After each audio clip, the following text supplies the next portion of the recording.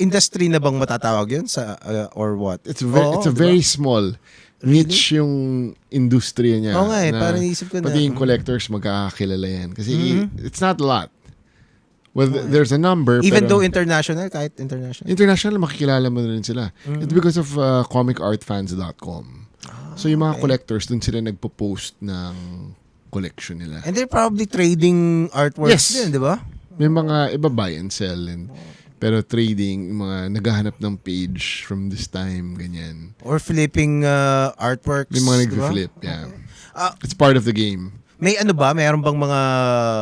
Is that something na parang frowned upon? Na parang bibili ka niya tapos flip mo later on? Or... Okay. So I had a conversation with Miguel. And usually, if you sell an artwork, pwede rin kasi it's to buy a larger or a more expensive piece of art.